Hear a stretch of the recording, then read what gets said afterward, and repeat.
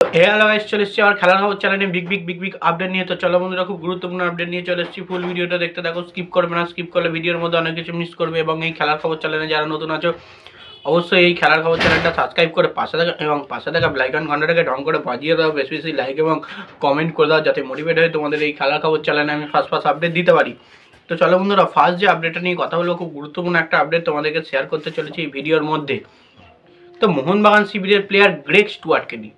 তো মোহনবাগান শিবিরের player Greg Stewart কিন্তু মোহনবাগান শিবির মানে মোহনবাগান দলের সঙ্গে কিন্তু গোয়া গেল, এমনটাই কিন্তু ইনস্টাগ্রাম আইডিতে আমরা দেখতে পেয়েছি। পোস্ট সহ মোহনবাগান অফিসিয়াল পেজ থেকে ছাড়া হয়েছে।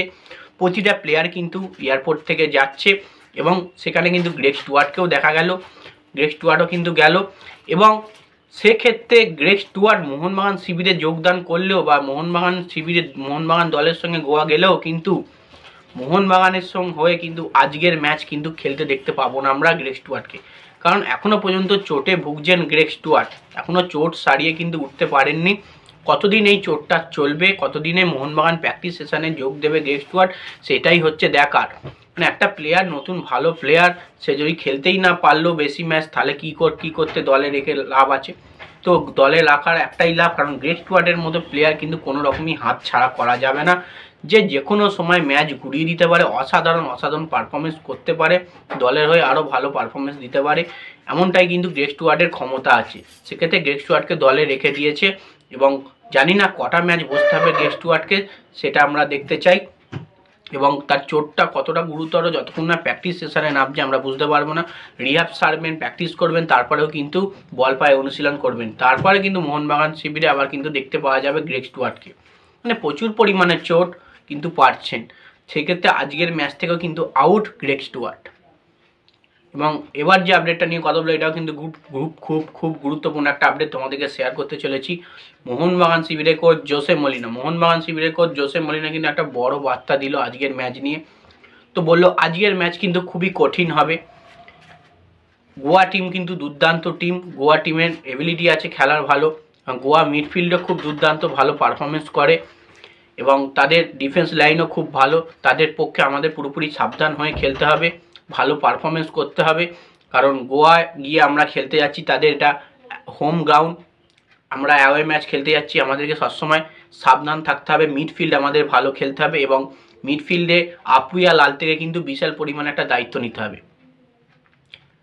এমনই কিন্তু বার্তা মোহনবাগানের কোচ জোসে মলিনা দিয়ে গেছেন। তো দেখা যাক মোহনবাগান কতটা ভালো আজ পারফরমেন্স দিতে পারে ম্যাচে।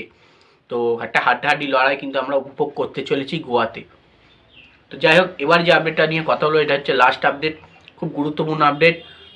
Bashundhara Kings player Robson Robinho কিন্তু সই কমপ্লিট হলো। তোমরা অনেক দিন ধরেই জানো রবসান রবিনো আসছে ইস্টবেঙ্গল, এরমই কিন্তু কথাবার্তা চলছিল এবং কোনোটাই কিন্তু কোনো রকম কিছু হচ্ছিল না। এবার ব্যাপারটা হচ্ছে রবসান রবিনো কিন্তু ব্রাজিলের একটা ক্লাবে কিন্তু পুরোপুরিভাবে সাইনিং করলো, ইস্টবেঙ্গলে নয়, ইস্টবেঙ্গলে আসেনি, পুরোপুরি ব্রাজিলের একটা ক্লাবে পুরোপুরিভাবে সাইন করলো। মানে ব্রাজিল সে যেখানে সে আগে খেলতো সেইখানেই, সেই ক্লাবেই কিন্তু চলে গেল, সেই ক্লাবে না অন্য একটা ক্লাবে গেল, সাইনিং কমপ্লিট করে ফেলেছে। এবার তাকে ওই ক্লাবের জার্সি গায়ে কিন্তু খেলতে দেখতে পাবো আমরা, ইস্টবেঙ্গলের জার্সি গায়ে নয়।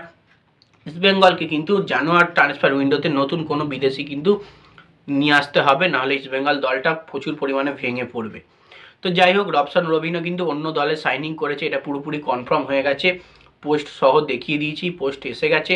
তো রবসান রবিনোর মতো প্লেয়ার অবশ্যই যে কোনো দলে ডিজার্ভ করে, ভালো প্লেয়ার, ভালো বিদেশি, দুর্দান্ত পারফরমেন্স করে। তো যাই হোক, এই আপডেট ছিল। ভিডিওটা ভালো লেগে থাকলে লাইক, কমেন্ট, শেয়ার, সাবস্ক্রাইব করে পাশে থাকো। চলো বন্ধুরা, বাই, নেক্সট ভিডিও দেখা হচ্ছে।